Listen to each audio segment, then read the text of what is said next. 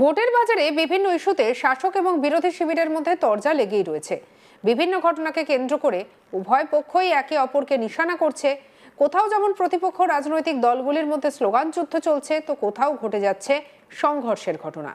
এবার বিজেপি প্রার্থীদের মনোনয়নের সময় তৃণমূলের তরফে স্লোগান তোলাকে কেন্দ্র করে ছড়ালো উত্তেজনা। জানা গিয়েছে, দলীয় কর্মী সমর্থকদের নিয়ে বীরভূমের জেলা শাসকের দপ্তরে মনোনয়নপত্র দাখিল করতে গিয়েছিলেন বিজেপির 4 জন প্রার্থী। অভিযোগ, সেই সময় বিজেপি প্রার্থীদের দেখে জয় বাংলা স্লোগান তোলেন তৃণমূল কর্মী সমর্থকেরা। পাল্টা জয় শ্রীরাম ধ্বনি তোলা হয় বিজেপির তরফে। দুই দলের মধ্যে স্লোগানের লড়াই চলতে থাকে। ঘটনার জেরে এলাকায় ছড়ায় উত্তেজনা। তৃণমূল নেতা কি বলছেন এবং বিজেপি নেতা কি বলছেন শোনাবো। মমতা ব্যানার্জি জিতবে। মমতা ব্যানার্জি ছাড়া বাংলার মাটিতে কোনো গল্প হবে না। সাঁইথিয়া বিধানসভা থেকে তৃণমূল কংগ্রেস জিতছে। বীরভূমের 11টাই জিতবে। বীরভূম জেলায় 11টা সিট তৃণমূল কংগ্রেস জিতছে। এবং যতগুলো বিজেপির মহিলা আছে সব লক্ষ্মীর ভান্ডার। মামাটি মানুষের সরকার জিতছে। বাংলায় মুখ্যমন্ত্রী মমতা ব্যানার্জি হচ্ছে। আবার বাংলার মাটিতে বিজেপি ঠাই নাই। বিজেপি চলবে না।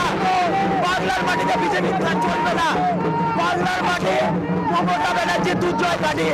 বাংলার মাটি তৃণমূল কংগ্রেসের দুর্জয় কাটি। সব মহিলাগুলো লক্ষ্মীর ভান্ডার, সব লক্ষ্মীর ভান্ডার বাড়ি বাড়ি মমতা ব্যানার্জি দিচ্ছে। 11 তৃণমূল। এখানে পুরোপুরি পুলিশ প্রশাসন ব্যর্থ। পুলিশ শুধু ভারতীয় জনতা পার্টির কর্মীদেরকে আটকাচ্ছে, একটু ষড়যন্ত্র করে এখানে ঝামেলা লাগাবার চেষ্টা করছে। কারণ এখানে ওদের পার্টি অফিস জানে, তা সত্ত্বেও এখানে স্লোগান দিচ্ছে, ওদেরকে ঢোকানোর চেষ্টা করছে না। পুলিশ শুধুমাত্র ভারতীয় জনতা পার্টির কর্মীগুলোকে আটকানোর চেষ্টা করছে। এখনো পর্যন্ত প্রশাসন দ্বিচারিতা করছে চারিদিক দিয়ে।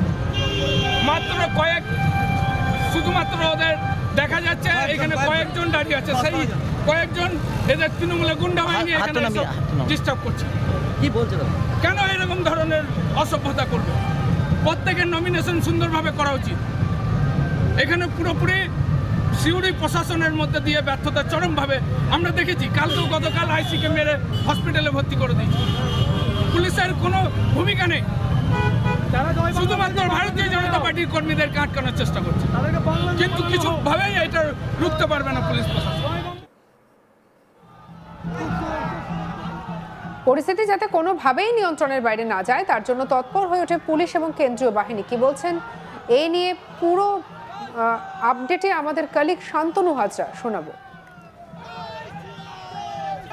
দাখিলকে কেন্দ্র করে তৃণমূল ভার্সেস বিজেপি স্লোগানের লড়াই, নাচের লড়াই এবং বেলুন ফাটানোর লড়াই, এবং সেই বেলুনের লাঠি দিয়ে দুপক্ষকে কিন্তু আক্রমণ করতে গেছে। আর মাঝখানে রয়েছে বাংলার পুলিশ এবং অমিত শাহের সিআরপিএফ জওয়ানেরা।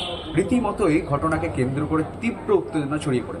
দেখা গিয়েছে যে বিজেপির যে সিউড়ি বিধানসভা কেন্দ্রের যে প্রার্থী রয়েছেন জগন্নাথ চট্টোপাধ্যায়, অন্যদিকে অন্যান্য আরও 3 প্রার্থী সহ তারা 4 প্রার্থী মিলে বীরভূম জেলা শাসকের দপ্তরে যখন মনোনয়ন জমা দাখিল করার জন্য যাচ্ছিলেন, সেই সময় দেখা গেল এই চিত্রটা কি হয়েছে। ঠিক ঘটনাস্থলে দেখা গিয়েছে যে তার অপোজিট সাইডেই কিন্তু তৃণমূল কংগ্রেসের জেলা একটি কার্যালয় কিন্তু রয়েছে।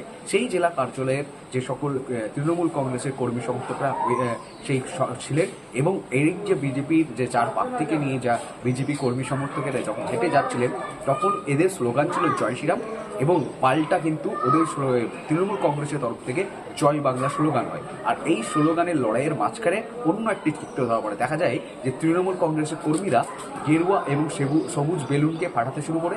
এবার অন্যদিকে দেখা যায় বিজেপির যে বেলুনের যে লাঠিগুলি, সেই লাঠিগুলিকে একে অপরকে আক্রমণ করার চেষ্টা করছে।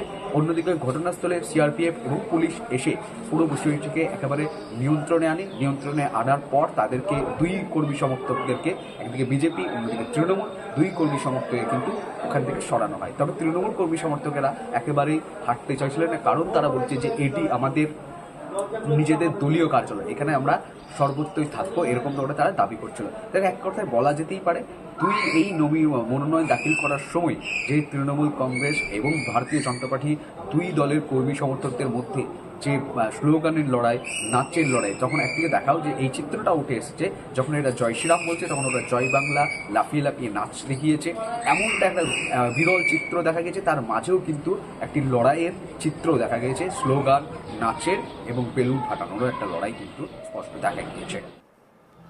ভোটের বাজারে বিভিন্ন ইস্যুতে শাসক এবং বিরোধী শিবিরের মধ্যে তরজা লেগেই রয়েছে। বিভিন্ন ঘটনাকে কেন্দ্র করে উভয় পক্ষই একে অপরকে নিশানা করছে। কোথাও যেমন প্রতিপক্ষ রাজনৈতিক দলগুলির মধ্যে স্লোগান যুদ্ধ চলছে, তো কোথাও আবার ঘটে যাচ্ছে সংঘর্ষের ঘটনা। আর এবার বিজেপি প্রার্থীদের মনোনয়নের সময় তৃণমূলের তরফে স্লোগান তোলাকে কেন্দ্র করে ছড়ালো উত্তেজনা।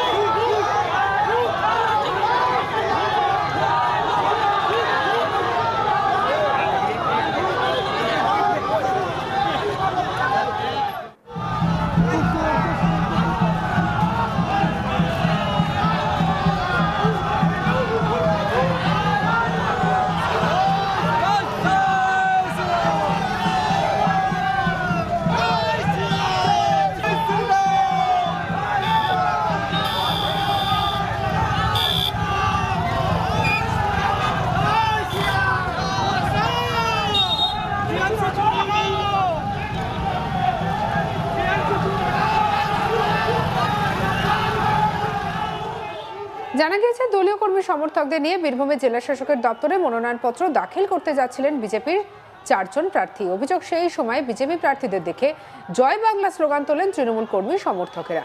পাল্টা জয় শ্রীরাম ধ্বনি তোলা হয় বিজেপির তরফে। দুই দলের মধ্যে স্লোগান লড়াই, পাল্টা লড়াই চলতে থাকে। ঘটনার জের এলাকায় ছড়ায় উত্তেজনা। তৃণমূল এবং বিজেপির পক্ষ থেকে কি বলা হয়েছে শোনাবো।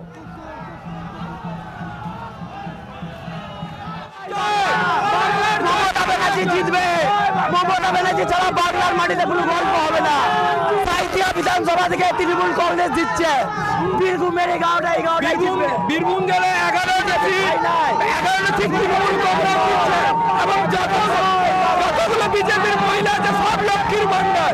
মা মাটি মানুষের সরকার জিতছে। বাংলায় মুখ্যমন্ত্রী মমতা ব্যানার্জি হচ্ছে। আবার বাংলার মাটিতে বিজেপি ঠাই নাই।